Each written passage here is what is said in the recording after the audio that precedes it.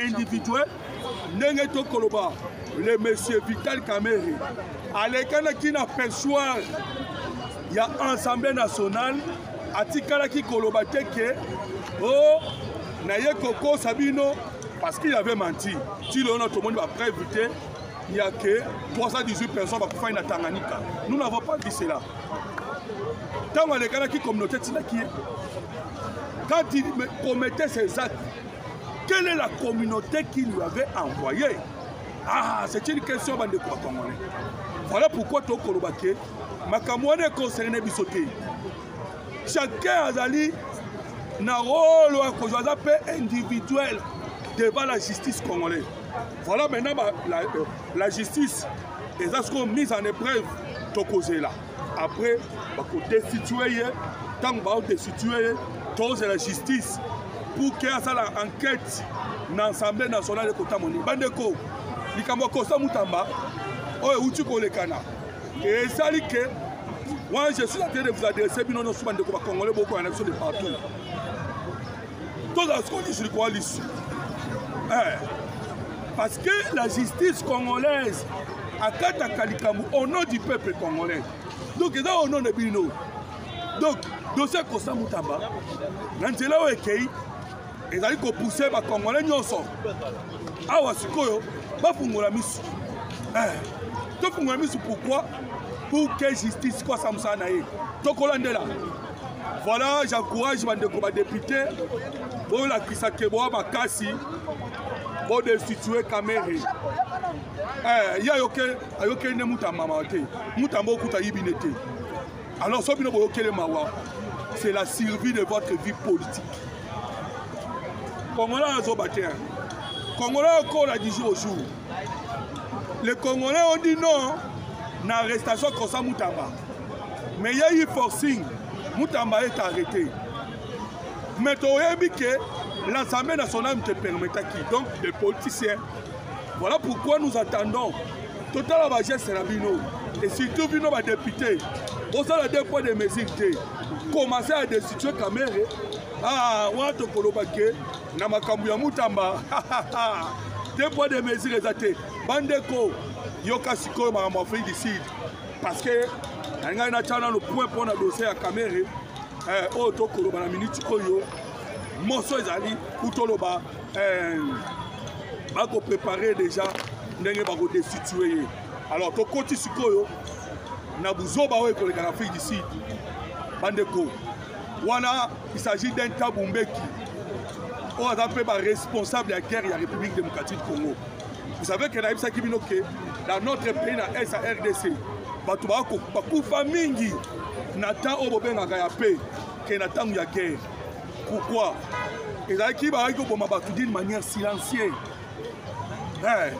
So va découvrir minerai, babomi bino, batikali ba piller. Et Tabumbeki azali na kati ya bato wana. Na ba Obasanjo. Parce qu'ils avaient des carrés miniers. Tellement que Tshisekedi a récupéré Bandeko. Nandela nini? Nandela va titre minier, l'État congolais récupéré. Tabumbeki est en colère.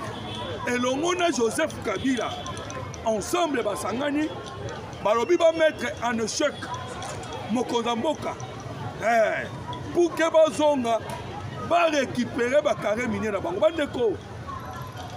Dieu nous a donné un pays riche, mais au moins, nous va bénéficier. Depuis 1885, le Congo est un bel pillage. Mais le coup à moi, c'est que les ennemis habitent au mettre fin en haut. Voilà pourquoi tu as soutenu. Les gens comme de Moïse Katumbi, de Hippolyte Kanambe alias Joseph Kabila. Maintenant c'est clair. Pouvoir à Tshisekedi et Kota Isabiso il y avait vraiment des traîtres à la République démocratique du Congo. Mais le pourquoi il y a réunion Afrique du Sud, voilà, aimez encore mon émission, aimez encore commenter Bandeko par rapport il y a dossier, il y a Vital Kamerhe, il y a Bissabiso, au lingui d'institution naïe, fait arrestation naïe ou pas.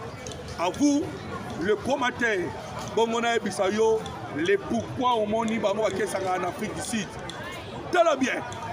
Regarde déclaration Jean-Marc Kaboul. Déclaration Nanga. Na déclaration Joseph Kabila. Non, c'est Kokani. Oh non. Tu sais qu'elle dit pouvoir ne comme na souka. Oh.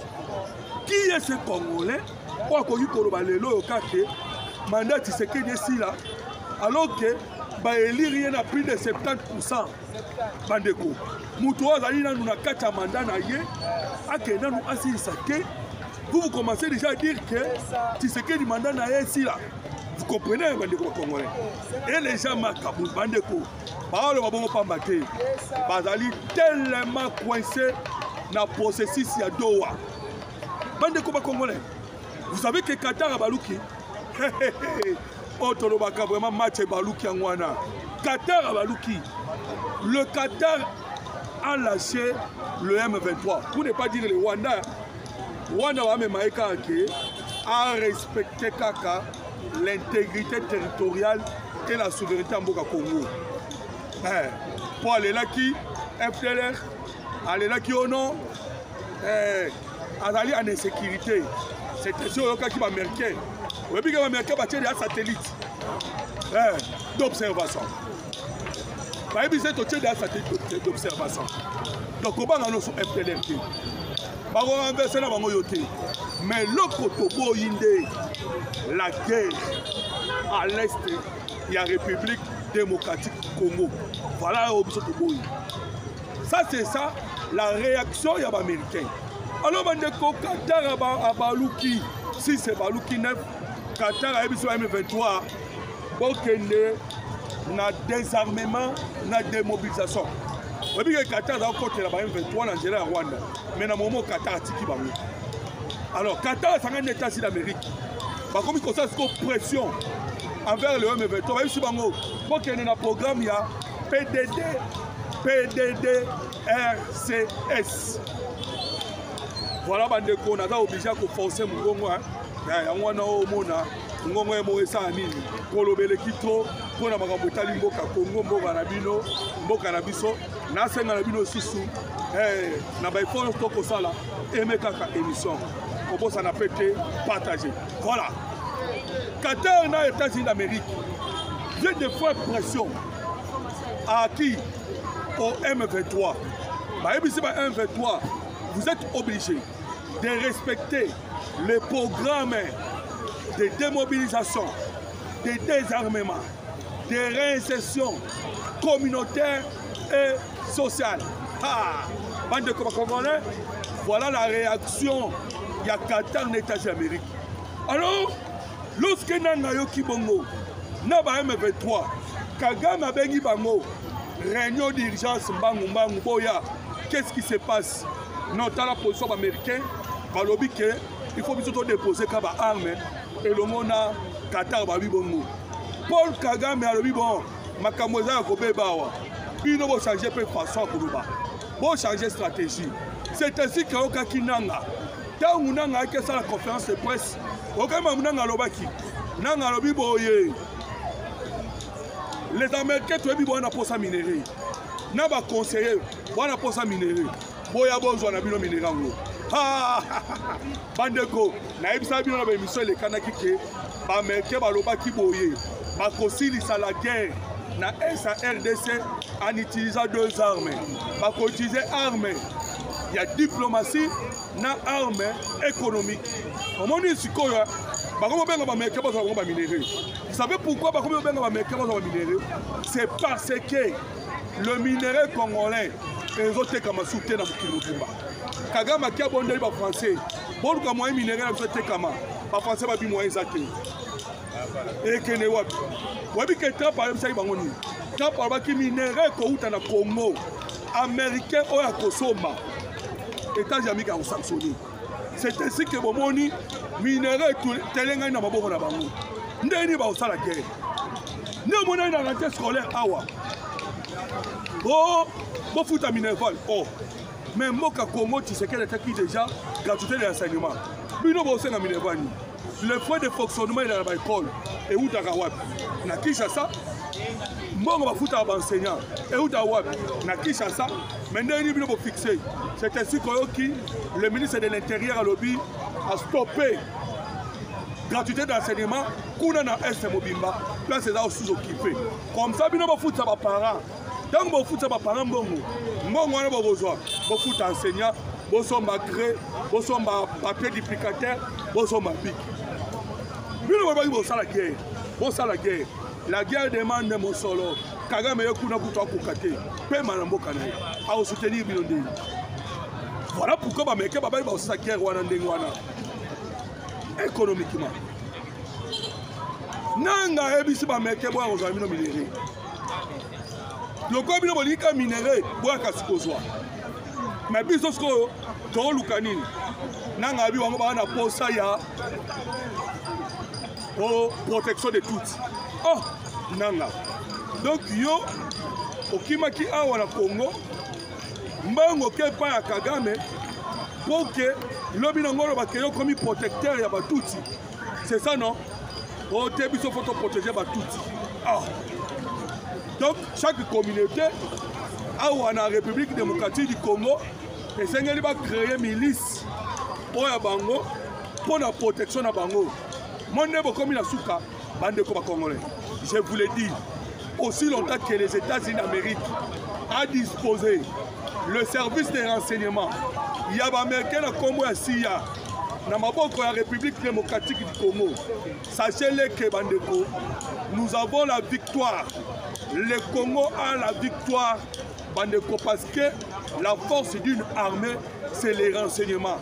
Le loyo, renseignement, il y a les Américains et ça en disposé pour la République démocratique du Congo. Alors, Bandeko, yo kasikoyo. Baké Afrique du Sud. Kuna una kutoa ebisa ok. Et boti d'ampuku. Baké Afrique du Sud kolukani. Et pourquoi la France a eu Kotinda Jean-Pierre Lacroix? Bandeko, Jean-Pierre Lacroix Ali, secrétaire général, il y a adjoint, il y a ONI, il y a Nations Unies. Mais c'est un Français. Il roule. N'a pas intérêt à Français. Je vous le dis. À chaque fois que les M23 sont en difficulté ou les Rwandais, j'appelle la croix au Yambango. À chaque fois, les M23 ou les Rwandais sont en difficulté, au moins ils peuvent passer au Yambango. Vous voyez, pour un Namutu na Bango. Bazouaka Congo ne ba yeba kango na 1885 ou après 1885 balobaki l'état état indépendant du Congo. Il y avait 3 administrations. Il y avait l'église catholique. Il y avait l'administration coloniale. Il y avait aussi les multinationaux. Comment on va doit gérer? Les multinationaux pour piller. L'église catholique, il y a moyen de faire intérêt, il y a bandimi. Et l'administration coloniale peut appuyer dans le Ndengé, Néomoni Belgique et Tongama. Mais tu sais qu'il ne veut plus de cela. Toro Awato Koluka, la souveraineté c'est quoi un bon rapport? Et Baroubani va toujours pas garder le contrôle du Congo. C'est ainsi qu'ils insistent. Très bien. Au moins, la Jean-Pierre Lacroix dit quoi au Yana Mouzani. Oh non, il faut négocier avec le M23. Il faut qu'en négociation, guerre moyen ça les athées. Vous comprenez pas de quoi congolais? Hein? Donc, c'est ça le discours au Bakoyanango. C'est parce que le président Tshisekedi, c'est parce que le Kozambo Kalobi Boye, pas de mixage et brassage. Les Français basent la poste à mixage et brassage. N'intérêt un dialogue pour que en 2028, on pas changer le régime. Régime où Ekoya, et donc ils s'habillent toujours Nabaoumou Yaba, Rwandais, Bande Koyoka, Yoka. J'ai une révélation à vous donner tout de suite. Révélation Zali. Yoka révélation mou. Parce que les Français commençaient déjà à préparer les Rwandais ont devenu les gendarmes d'Afrique. Les militaires rwandais sont en Mozambique. Les Rwandais sont au Centrafrique. Les Rwandais sont en Zambie. Les Rwandais sont au Congo Brazzaville. Les Rwandais sont au Congo. Dans la rébellion.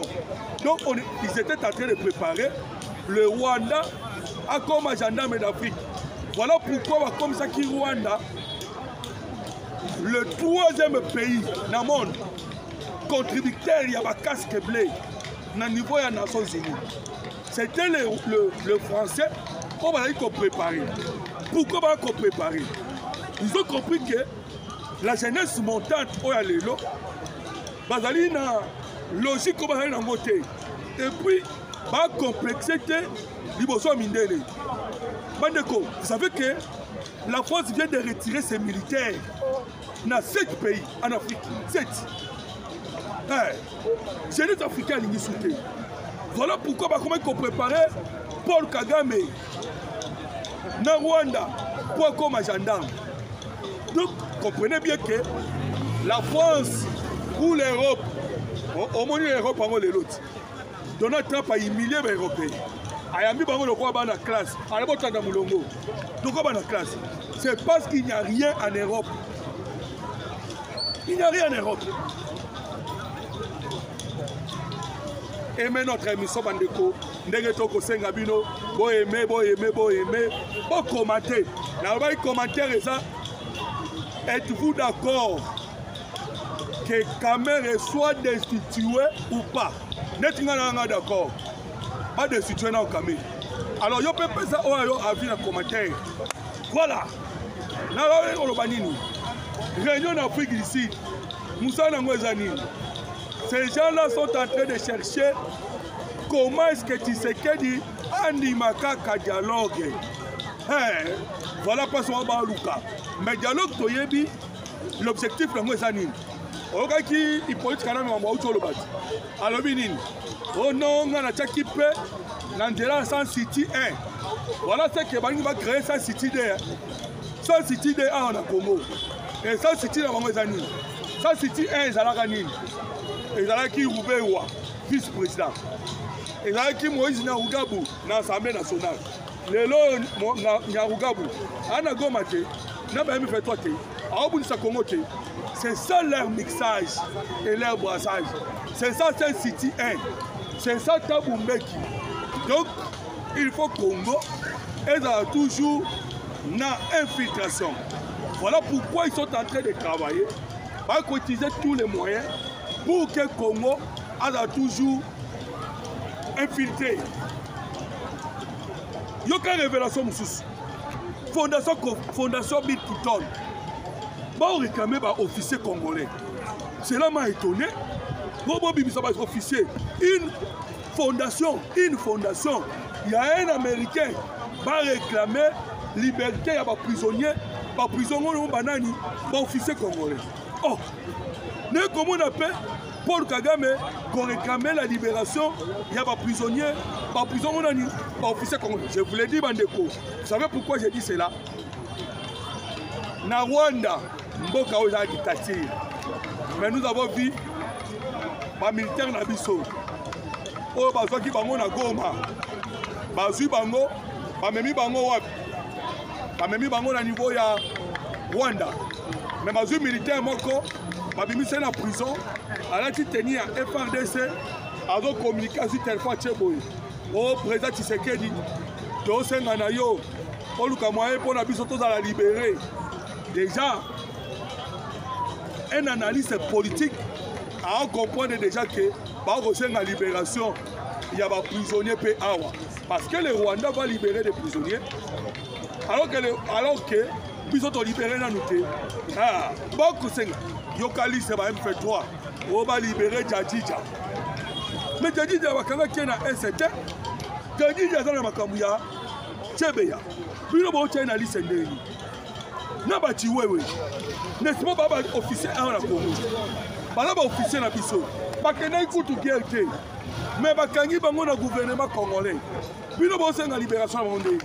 Ah, ba komi na suka. Alors bandeko, ba congolais je vous l'ai dit que makambo ezali ya kobeba makambo ezali ya kobeba na dega kosakana te awa tokoloba na République démocratique du Congo banguna batelimis bandeko bakongole nini sikoyo awa tokokende baaméricain na projet ya cobalt metal bandeko na osuka wana baaméricain na nzela cobalt metal nini elekani na nzela cobalt metal la RDC auti kopesa bango les 600 pardon na ina loba nini bapesi bango 7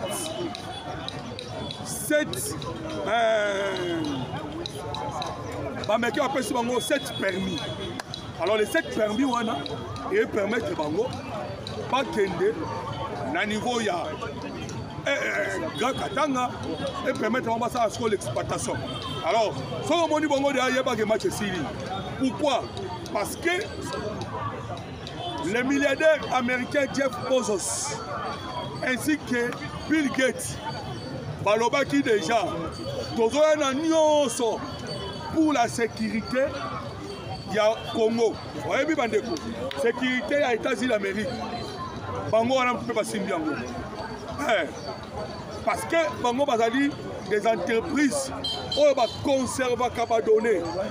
Voilà pourquoi lelo oyo basécurité bamboka ekomaka na bacybercriminalité. Parce que il faut qu'on suive nyonso ekolekana même mbongo même nyonso même sécurité lelo ekomaka numérique.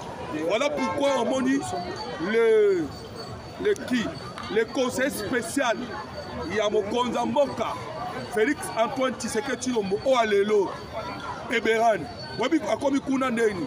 Il était d'abord ministre numérique.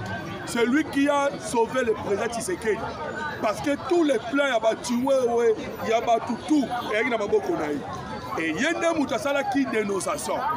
Alors ba milliardaire américain a déjà le quoi baye babani musana bango boye bana rappeler bino que le président Tshisekedi alobaki nini alobaki boye ayebisa ki bayi Biden vous voulez les minéraux la paix à l'est mais attention bayi congolais ba okanisa ke minéraux wana tokaba yango tokaba te minéraux wana oyoka bazongo tout en respectant les codes miniers.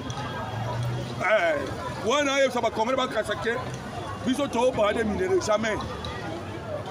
Lorsque les États-Unis d'Amérique a signé la bino accord, il y a État na État et bon takambouma bien. Je vais vous donner l'exemple. Dans l'Arabie Saoudite, a signé État. N'a pas besoin de l'exemple dans la Corée du Sud, a signé État. Quand l'Amérique a signé État, il y a que développement zali. Vous avez besoin de combien? 600 milliards. 600 milliards. Bandeko. Moi, je me suis dit, la ville de Kinshasa. Na ba ba libanda botu na bomo na misale sama na ville de Kinshasa ba ta beto partout wana les amuke respect à code minier. Alors voilà pourquoi banguna so Congo ba Paul Kagame ba Katumbi ba Tabumbeki ba Congo Brazzaville Sassou Nguesso tout le monde ils ont peur parce que j'ai un kolamuka. D'abord, on a awa, kende kunomona, les porcs à nos profonds de banana, et sila. Tant qu'on est sila, tout dominer soit fait. On dit, bah, Congo Brazzaville, bah, nous avons sablo na bango awa. Pour ma souhait comme on a pointe noire, déjà c'est plus d'un mois. Mais puis, ma souhait va dans la Chine, et maman na banana, 15 jours, tout au plus, 14-15 jours. Soit commerçant, à Rolinganini, commerçant qui m'a en attendant. Arotala na blo na ngana chango kuna na pointe no eumela na ko esauka na banana pe mo musika te na Congo Brazzaville ba oya papa bakati ba voilà pourquoi omoni pona bango Tshisekedi il est un homme à abattre pona bango Tshisekedi homme à abattre voilà pourquoi omoni bazango no tout ba komi ba tongolo misu ba ko fungola boy bandeko la victoire est dans notre camp. Lelo na tongo ndenge na kobeta bino masolo webi mamri le gana tongo lelo bande koto kobenga ba wazalendo balobi te basenga na président ngai te naoloba bango bayebisi président Tshisekedi tikela biso moko tokengela la ville d'Uvira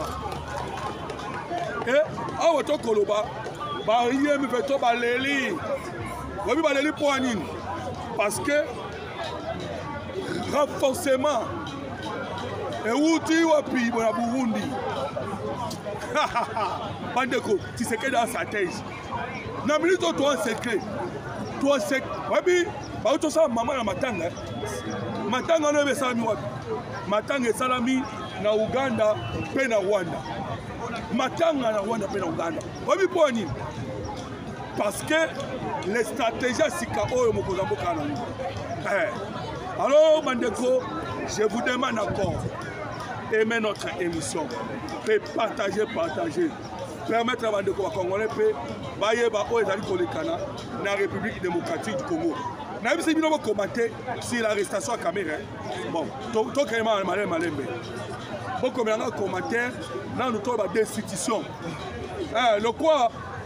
Mutamba bakangiye moteke kamere pe bakanga yo ba dossier za linga ite ba député liboso misai dossier za nani musik ke kamera a violé ba 3 lois na utu bo sabini député mi bana bi misi suma kambo ya nani Eliezer Tambo na si boyebi Eliezer Tambo na Assemblée nationale alors ba nini Vital Kamerhe a confréné poursuite ya ba membre du gouvernement Zalamate.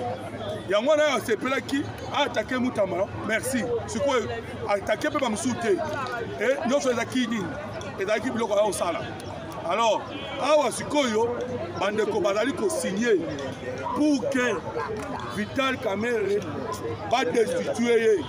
Alors, je vous demande vos commentaires sur la destitution de Vital Kamerhe. Tout commenter, tous les moutons qui soutenir Constant Mutamba, boya to soutenir destitution de Vital Kamerhe pour que allons moi. Alors, numéro de notre téléphone est plus 143 89 40 330 80. On a coupé ça de historien beauté à partir de la France. Merci beaucoup.